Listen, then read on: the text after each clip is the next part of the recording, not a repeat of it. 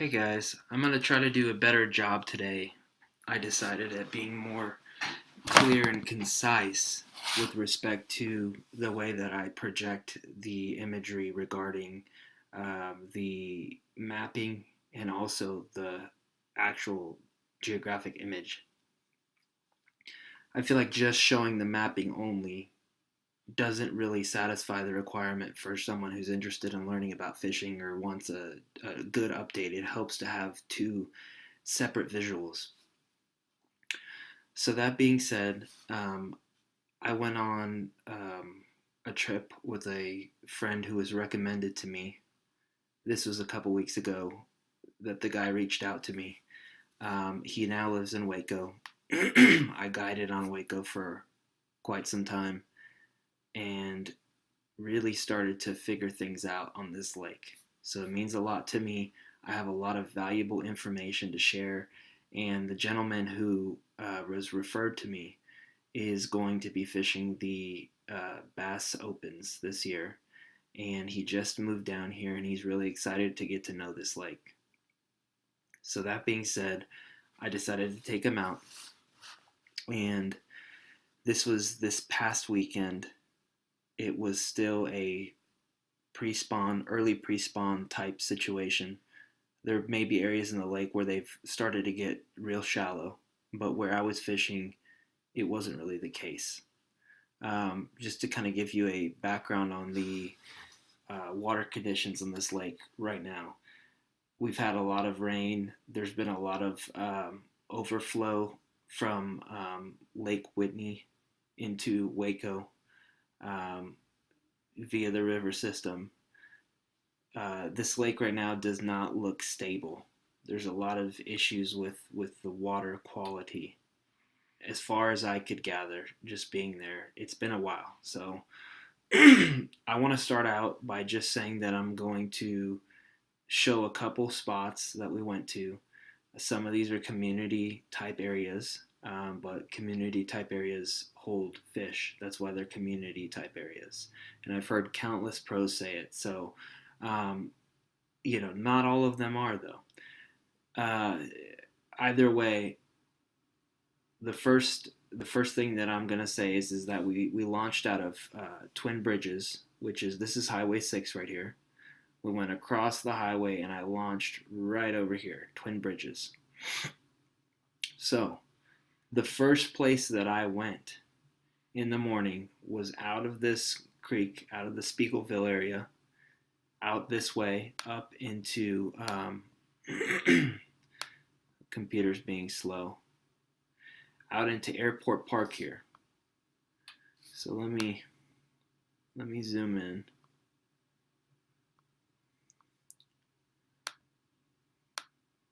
Okay. The first thing I noticed was that the water did not look right. It did not look right. So this image is an image of a low type condition. The water was much higher.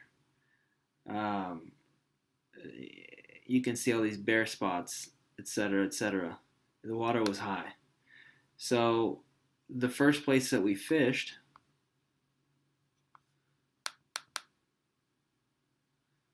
was this rocky point right here. Here, let me back out.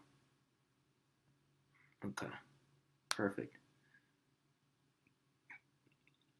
And back way in. Okay, so we fished this rocky point. The first thing that I thought initially was pull out there and throw some type of moving bait to just kind of see what's going on. We had cloud cover. It seemed like a low pressure system. So if I felt like fish would, it was first thing in the morning. I felt like that was a good opportunity as far as the feeding window is concerned. Rocks are great in the pre-spawn in the winter. This is a major creek arm. This is Airport Park. They spawn in here, way back on in here. So I figured, okay, let's just check to see the first section of the creek if they're in this area. And normally I break the lake up into thirds, the creek up into thirds. This was my first third approach. So I went in here, fishing this riprap around this bank. You can see that this is a transitionary area here. This is a corner. This is also a corner. This is a little jet out, so I'm looking for these irregularities on this bank. I'm fishing down the bank here, throwing my crankbait shallow. I'm throwing it deep. I'm checking the midway depth, and I'm really doing a good job at keeping the fish honest. So I'm just looking. I'm trying to get some sort of information because it's been a while for me. I threw a red crankbait. Okay, it was like a Christmas ball, like a red, really red crankbait. The watercolor was stained. It was not muddy. It was stained. And I thought, okay, that's going to stand out. It's the right tone for this time of year. They should be eating crawfish. So I threw that. I didn't have any response on that. Really a weird situation. So I'm like, okay. I moved, and here, let me do this. For the points that I do talk about, I'm going to show my Navionics and be clear as to why I selected that area for people who aren't from Lake Waco. So I'll go here to my Navionics. And of course my computer's being a little slow, but should get it here. So let's zoom in. Okay. So this is the same creek we talked about. As you can see, this is the point. You've got a little channel swing right here. So this, where it's flat here and then turns to the channel, where the channel comes in close and then it kind of flattens out contour-wise, this is a transitionary area. This is a great target and would be, awesome place to throw that crankbait. So the land features, the little outcroppings that aren't shown on here, that we did show on the Google Earth, they're still there. Are they as significant structure-wise? I would argue not so much, as it is whenever you have the clear delineation of these contour lines on the mapping. You can see here that this is the steep side. So you've got a transition spot here and a transition spot here. You've got a point here. This point comes out, but these are both on either side of this steep part. These are both great areas to where you would expect to get bit. So I threw that crankbait down there. Nothing really happened. And it was a little disappointing. I have really good memories in this area. Obviously, it's difficult to fish memories. You want to fish the seasonality. But I tried it. I gave it a shot. The next place that I went to, we're going to go back over to Google Earth, excuse me. The next place that I fished was out here. And it's not showing really well.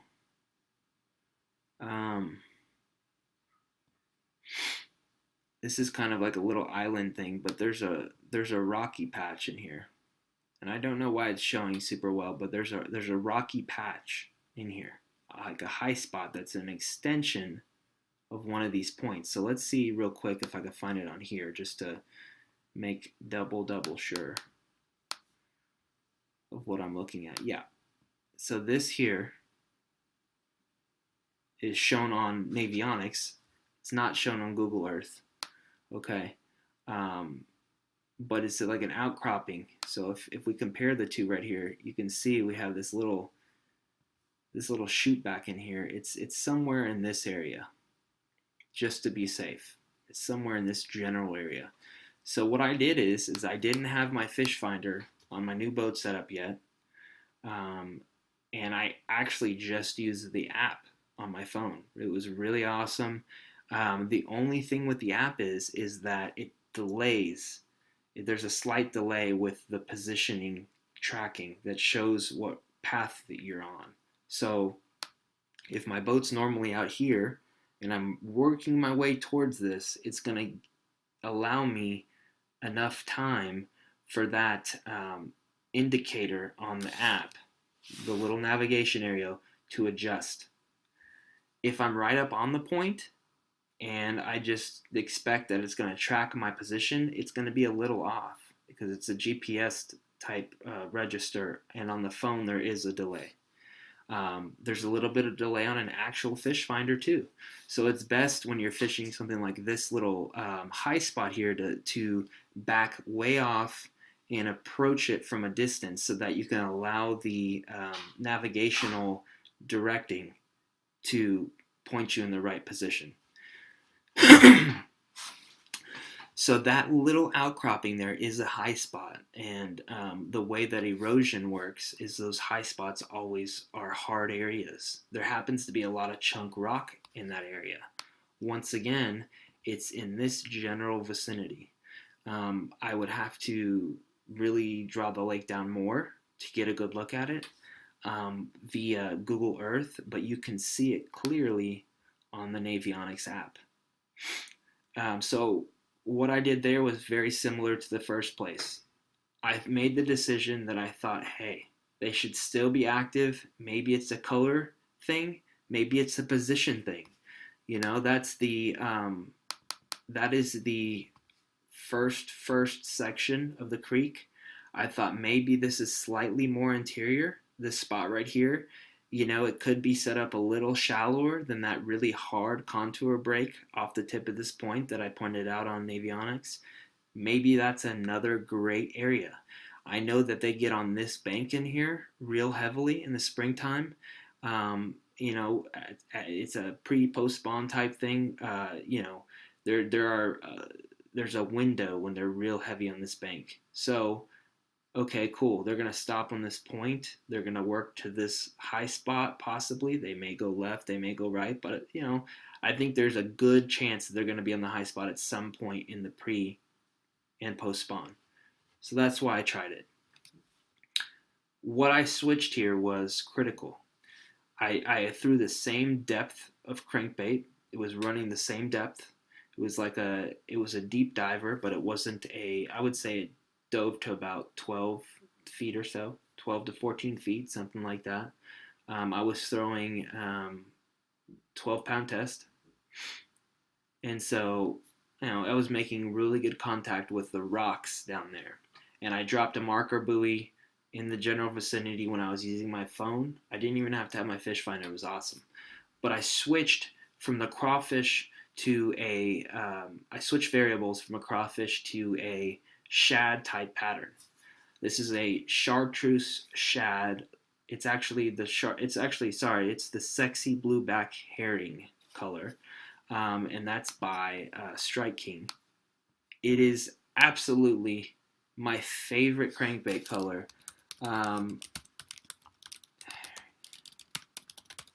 It is absolutely my favorite crankbait color for a slight, like a pretty good tinge in the water. If they're on shad. So obviously, I think the purpose of this crankbait was to mimic the blueback herring, but I use it in a way that I'm just using it to mimic the general tones of the shad. So this is it right here. It's got the yellow stripe down the side. It has a little green on the top. It's got a pearlescent type side that has some holographic type flash. It's a really, really, really good color. It's one that I use a lot. It's not your standard sexy shad. It's just a little bit more versatile. The sexy shad, in my opinion, is really good on like a more cloudy type day. It shows up a little bit better with the matte finish. This is kind of a little more pearlescent, like I said. It's got, you know, the subtlety of the green on the back, and it's what I thought would be ideal for the type of watercolor that we had that day. So we went out there, I had the marker buoy, and I fished like a clock. I fished all different angles on this high spot. Boom, boom, boom, boom, boom. Kept shifting. The wind's coming in from one side. You know, I'm thinking, okay, they're set up into the wind, which they should be. You know, nothing seemed to happen there. So then I'm like, okay, I've already experimented with the color variable. Although this spot was slightly more interior to this creek, it was still almost equidistant from a lateral standpoint. If you're on this point looking towards the bank, it's kind of still in the first third of the creek is what I'm getting at. So nothing happened there. I'm like, okay, that's where they should be right now. Let's just kind of look for life. So this gentleman that I was taking out, I said, look, I want to hear your suggestions. I know a lot of times I'm predisposed to think a certain way on this lake since I've lived here. I want to hear what you have to say. And so he said, look, why don't we go to the back of the creek and just look for life and see what's going on? So we did. We did. We saw some turtles in the back. We just kind of looked around. There was some kind of slopey banks in some sections. Some sections were flat.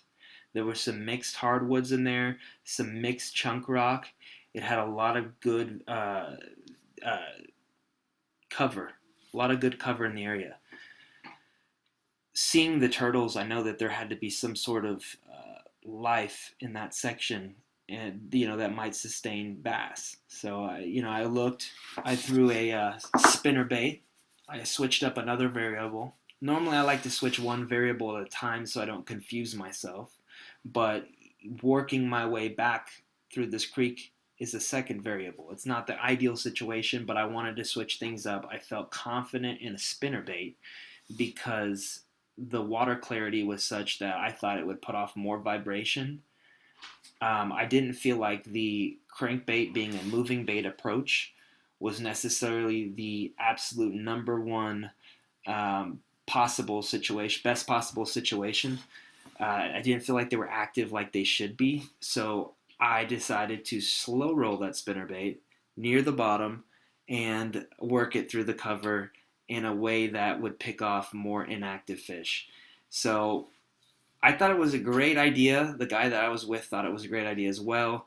It was a chartreuse and white spinnerbait. It had a gold blade on it. It showed up really well in the dirty conditions. It was still cloudy, but nothing seemed to work there. I can't remember what he was throwing. I know he was flipping something, and it just wasn't happening. I didn't see any, blow ups or shad or anything. I just thought it was a little too early. But the turtles were there, so maybe there was fish there. I don't know, but I use that as a gauge. Whether it's turtles, birds, anything that's suggesting of life in the general area, that shows me a lot and just tells me, hey, this is where things are happening. So we left airport area and we went over to Landon's Branch, which is on the right side of the dam. And this is one of the areas that he had picked out on his own. I suggested to him to pick out a few areas without me telling him anything, just to see what he would do. This is one of the areas. So what he did basically is he went in here to the bank, just like this, and pulled up the historical imagery. And let me enlarge this thing here. Oh, that's not what I want to do.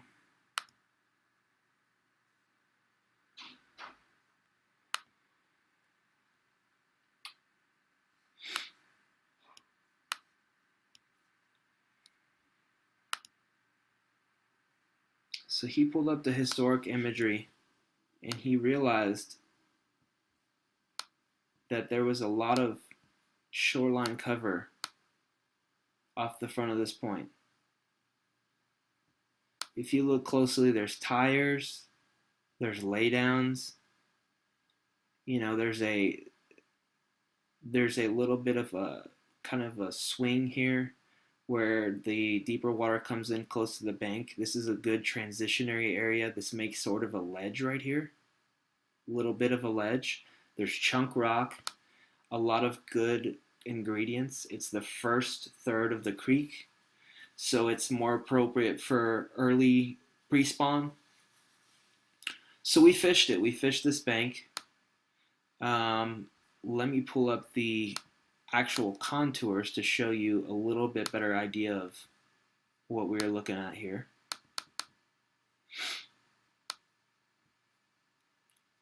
If you look down here at this Landon's Creek here, this is the dam.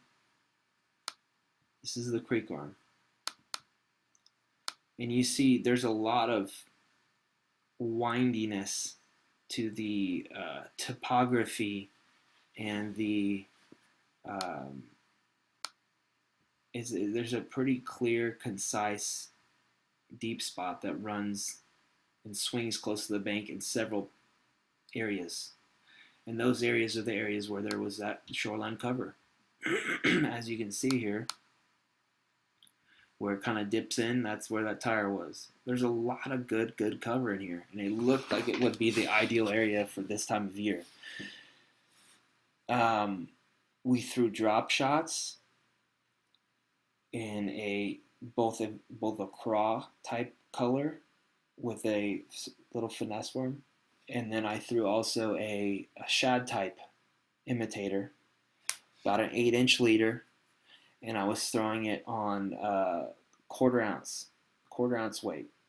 It's a little deeper. Normally I like a 3/16. That's a good all around weight for me, but the quarter ounce seemed to be perfect. We basically started at the front right here on the other side of this outcropping, and we worked all the way over to right in here. This is a little cut in here. We fished it out to this side.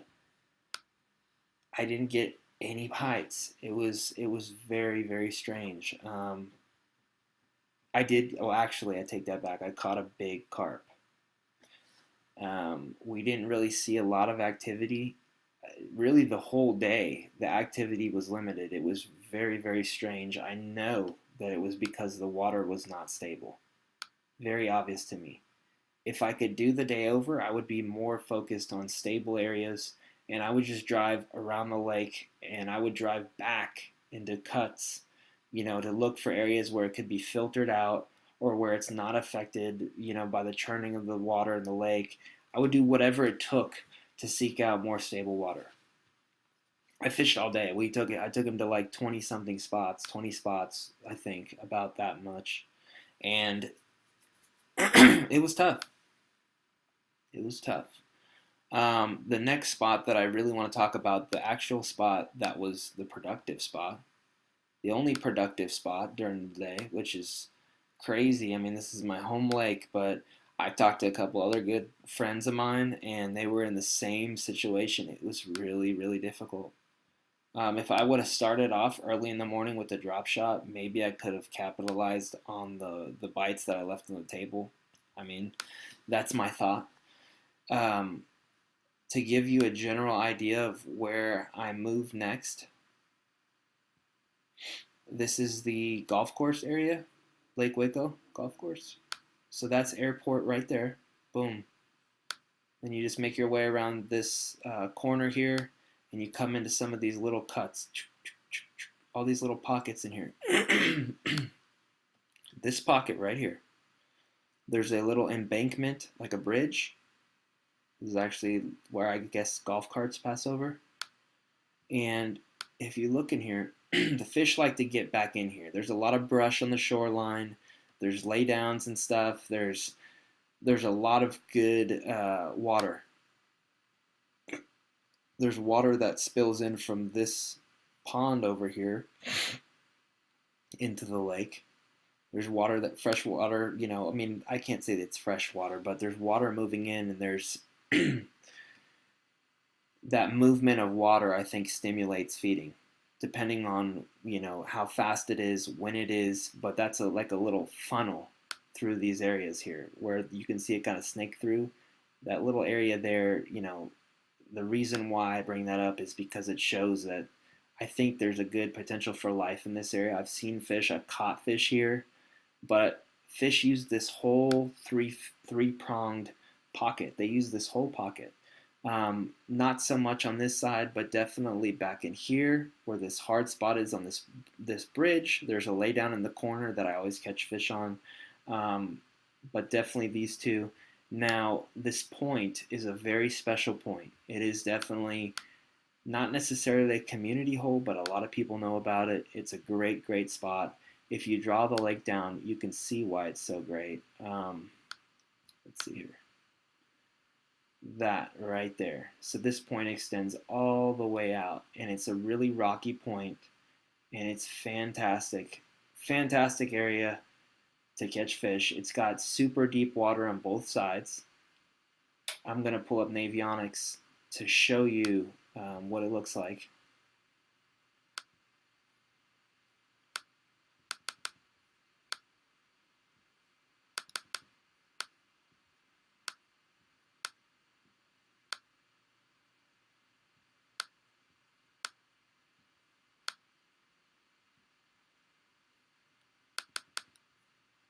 So this is it right here.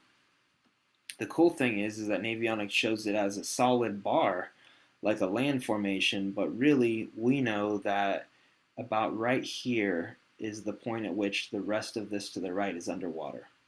So you've got super deep water coming in on all sides, on the back side especially, but all the way around the front and the tip here, it's deep in comparison to, the shore. So, there's a lot of about like I would say softball type size rock.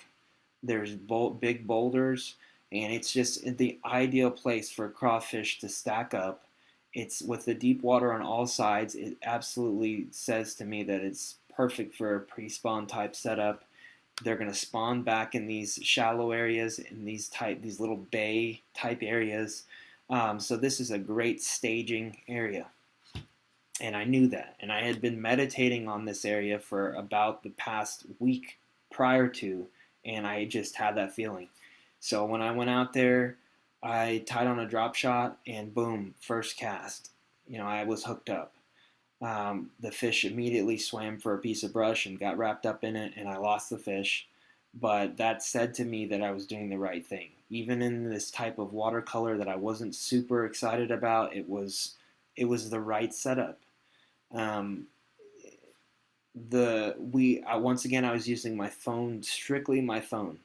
All of this was flooded up to the bank. You couldn't really get a good lie on how it was laid out, so I used the phone app. I went around the tip of this, and on the very end, where the deepest water was closest, which is where it cuts in right here to the corner, I threw that marker about right here. And the reason I did that is because there is the most significant depth change at that point. It's not here, it's not over here, it's pretty good over here, but it's ideal right here, where that green little indicator is. So I dropped down on the top of the point, and I just kind of got on my trolling motor and just kind of circled around this thing. And right off the bat, boom, he caught one. You know, and that was that ended up being the productive area. It just it has all the right ingredients. This area back here is a little bit more calm near this bridge. It gets a lot of sunlight. This gets a lot of sunlight back here, and they're great. There's going to be fish that are going to spawn back there. They're gonna set up here, and this is also key. When the water runs out from the main lake in this area here, and it comes over the top of this bar, a lot of the momentum from that water is dissipated over the top of this bar. So back in here especially, the water's calmer, it's less disturbed, and it's more stable for spawning, which makes it an excellent decision for springtime. That being said, the first logical place where they would set up would be on that point. Great, great area. The drop shot that I was throwing was the 6 inch. I think it's the 6 inch. Let me just verify here. It was the just the Zoom Finesse worm in green pumpkin. Once again, I had about an 8 inch leader. This is it right here. There. That's the yum. That's the yum. This is the Zoom. which is a standard finesse worm. There's nothing special about it. Let me see here. Green pumpkin. That's it. And it's a 4.5 inch bait. It's small, it's compact, and it works. The other bait that I was throwing was my typical bait that I've talked about in previous videos. I like it a lot. It's the Zoom Fluke, the original Zoom Fluke, not this salty fluke that looks like a big shad. It's just the standard fluke. And I'll just pull it up for the heck of it.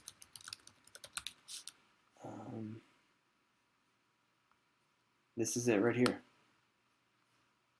4 inch.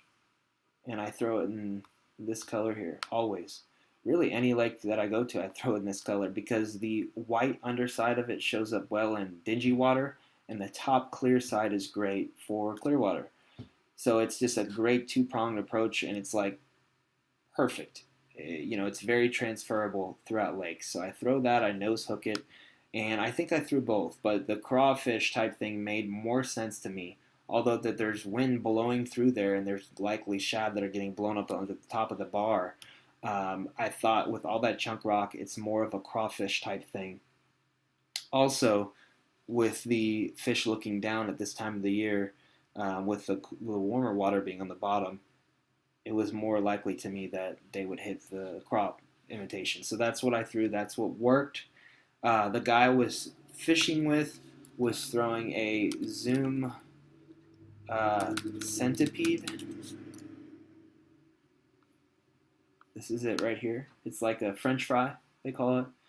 It's like a do nothing type bait. It's a very, very subtle action. It's actually 4 inch, so the same thing, that small compact meal, that tiny presentation. It's not too small to where you start catching multi-species and your size of bass goes down under the keeper size, but he was throwing in the blue watermelon, I think that's what he was throwing. So we were basically had the same idea. You know, it was close enough to that look that I was going for. But fishing down towards the bottom, fishing around the rocks, they were eating crawfish, and it was just set up perfectly. So that little adjustment going to that unique area, the other areas that I pointed out were great as far as the map is concerned and as far as history and seasonality are concerned, but it just wasn't happening. I think that area in there was a little bit more protected, possibly. I know it was on the north end, so it was protected from the north wind, and it was just set up ideally. So hope that helps, and did my best to be super informational this go round, and make sure to share this information with friends and family. Thanks.